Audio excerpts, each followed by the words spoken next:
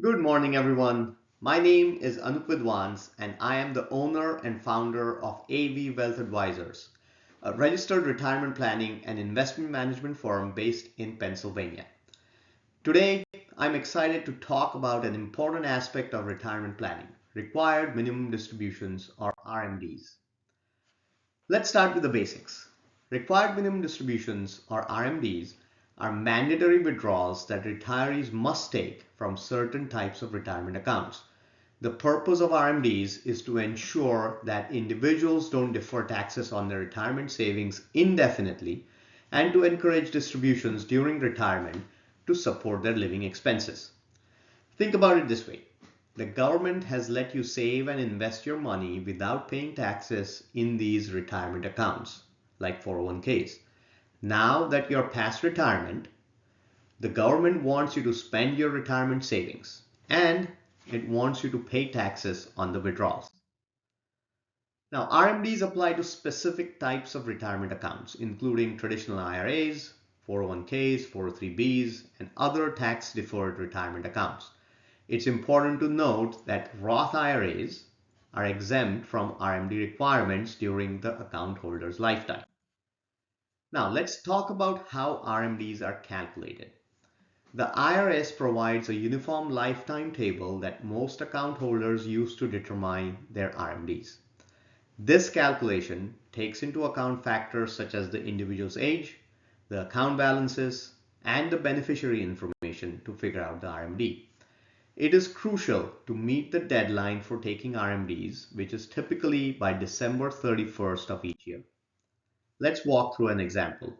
Let's say you turned 72 in 2023 and had a traditional IRA with a balance of $100,000 as of December 31st, 2022.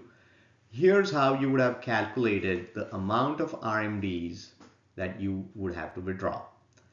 You will fill out the IRA required minimum distribution worksheet to calculate your RMD. It is pretty self-explanatory.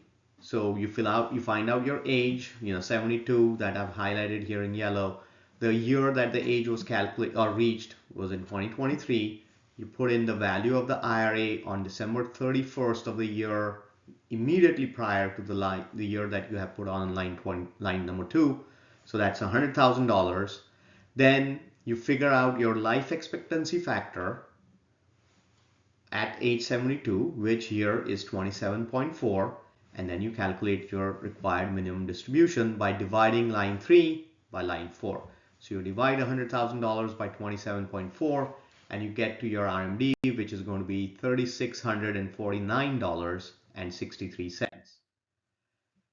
Although the IRA custodian or retirement plan administrator may calculate the RMD, at the end of the day, you, the account holder, is ultimately responsible for taking the correct RMD amounts. What happens if you don't take the RMDs on time? Well, if an account owner fails to withdraw the full amount of RMD by the due date, the amount not withdrawn is subject to a 50% excise tax.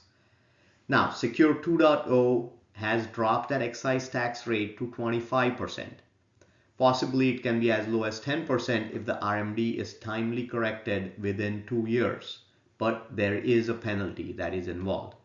Now, an important note is that a distribution in excess of the RMD for 1 year cannot be applied to the RMD for the next year or a future year. So you can't say, oh, last year I took out more than what the RMD calculations asked me to take out, so this year I'm going to take out less. You can't do that. It doesn't work that way.